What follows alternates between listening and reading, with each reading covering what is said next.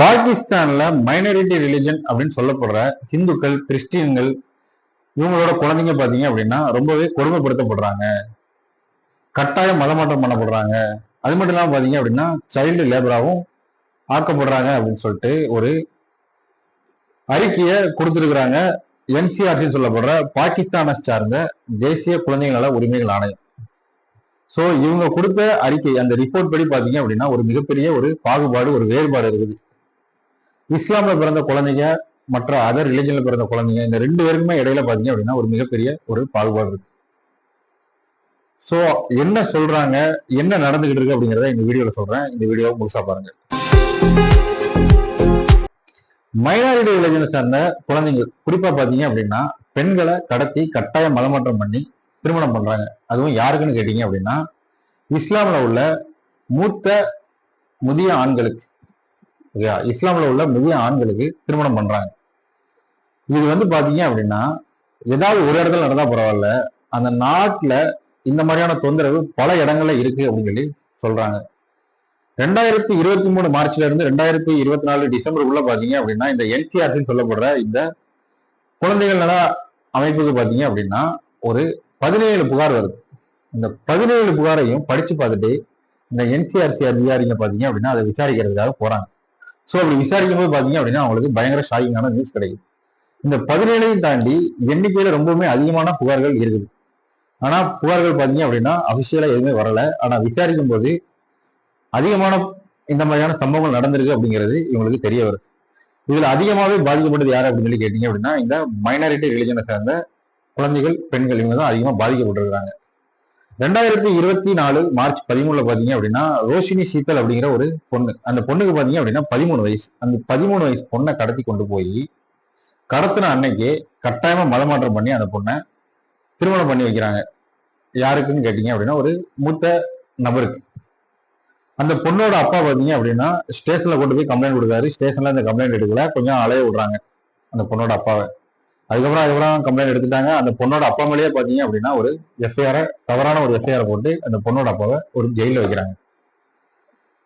இதுக்கப்புறம் பாத்தீங்க அப்படின்னா கோர்ட்டுக்கு அந்த வழக்கு போகுது. அந்த பொண்ணு பாத்தீங்க அப்படின்னா ஒரு 2 நாளுக்கு அப்புறம் கோர்ட்ல வந்து வாக்குமூலம் கொடுக்குறாங்க. அதுவும் என்னன்னு கொடுக்குறாங்க அப்படின்னா, நான் விருப்பப்பட்டு தான் மதம் மாறினேன், என்னோட விருப்பத்தின் பேர்ல தான் இந்த திருமணம் நடந்துச்சு அப்படின்னு சொல்லிட்டு கோர்ட்ல ஒரு வாக்குமூலம் கொடுக்குறாங்க. 13 வயசு பொண்ணை அந்த மேரேஜ் ரிஜிஸ்டர் சொல்லுவாங்கல்ல, அதுல பாத்தீங்க அப்படின்னா 18 வயசு பொண்ணு அப்படின்னு சொல்லி ரிஜிஸ்டர் பண்ணிருக்காங்க. சோ இதை கூட பாத்தீங்க அப்படின்னா கோர்ட்டு சரியா விசாரிக்கல.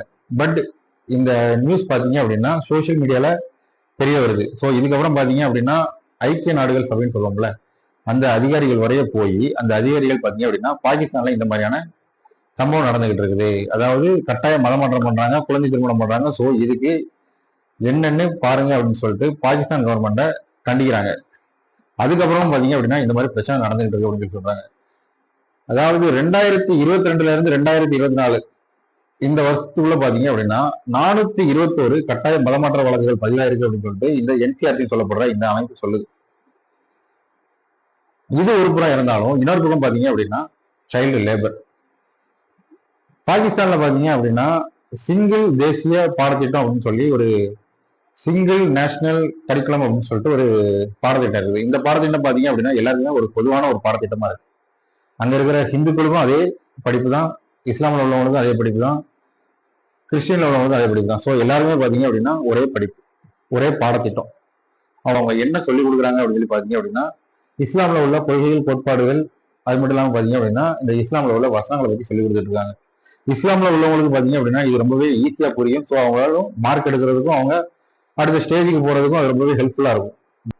அதர் ரிலிஜனா இருக்கிறவங்களுக்கு வேற ஒரு ரிலிஜன்ல இருந்து அதை புரிஞ்சுக்கிறதுக்கு, அதை படிக்கிறதுக்கு பாத்தீங்க அப்படின்னா ரொம்பவே கஷ்டமா இருக்கும். அது மட்டும் இல்லாம பாத்தீங்க அப்படின்னா ஒரு மன உளைச்சல் இருக்கும்.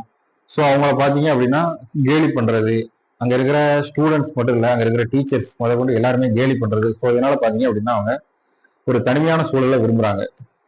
ஸோ இப்படி இருக்கும்போது பலவிதமான கேலி கிண்டல்களுக்கு ஆளாகி அவங்க எப்பண்டா அந்த ஸ்கூலை விட்டு வெளியே போவோம் அப்படிங்கிற அந்த கான்செப்ட்ல போயிடுறாங்க. ஸோ இதனால பாத்தீங்க அப்படின்னா அவங்களால சரியா படிக்கவும் முடியல, அதை புரிஞ்சிக்கவும் முடியல.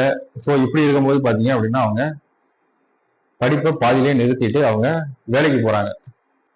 இப்படி வேலைக்கு போறவங்க ஒரு செங்கல் சூளை ஒரு விவசாய காட்டுல போய் வேலை பார்த்து கஷ்டப்படுறாங்க.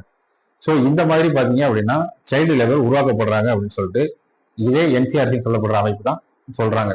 இதுக்கு என்ன தீர்வு? மத மாற்றம் அப்படிங்கிறது பாத்தீங்க அப்படின்னா ரொம்பவுமே ஒரு தவறான செயல்.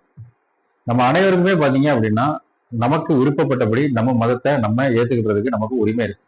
ஸோ அதை கட்டாயப்படுத்தி மதம் மாற்ற வைக்கிறது அப்படிங்கிறது ஒரு ரொம்பவே தவறான ஒரு செயல்.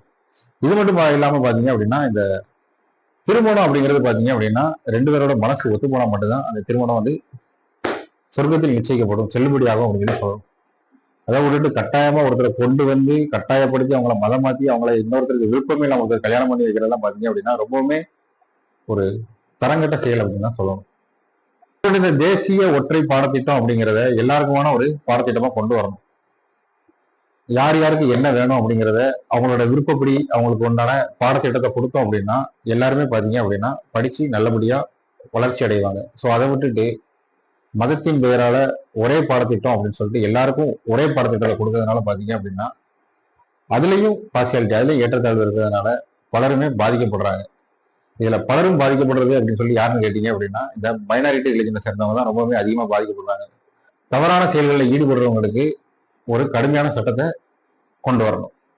ஸோ இந்த மாதிரியான ஒரு சட்டங்கள் வந்தா மட்டும்தான், இதுக்கு அந்த கவர்மெண்ட் ஸ்டெப் எடுத்தா மட்டும்தான் இதுல பலவிதமான மாற்றங்கள் வரும். ஸோ இந்த மாதிரியான மைனாரிட்டி ரிலிஜனை சார்ந்தவங்க எல்லாம் பாதிக்கப்படாம அவங்களும் மற்றவங்க மாதிரி ஒரு சந்தோஷமான வாழ்க்கையை வாழ முடியும். ஸோ இதுக்கான தீர்வு அந்த கவர்மெண்ட் கையில தான் இருக்கு. ஸோ இந்த வீடியோவை பதிவு பண்ணும்போது இந்த வீடியோல என்ன தீர்வு கொடுக்கணும்னு ரொம்ப யோசிச்சுக்கிட்டே இருந்தேன். என்ன சொல்றதுன்னு எனக்கு தெரியல. பட் இருந்தாலும் நான் ஆழ்ந்து யோசிச்சு இதுதான் தீர்வு அப்படிங்கிறத நான் சொல்லியிருந்தேன். இந்த வீடியோ நீங்க பாத்துருந்தீங்க அப்படின்னா இதுக்கு என்ன தீர்வா இருக்கும் அப்படிங்கிறத வீடியோ கீழே கமெண்ட் பண்ணுங்க. நெக்ஸ்ட் வீடியோல பாக்குறேன். பாய்.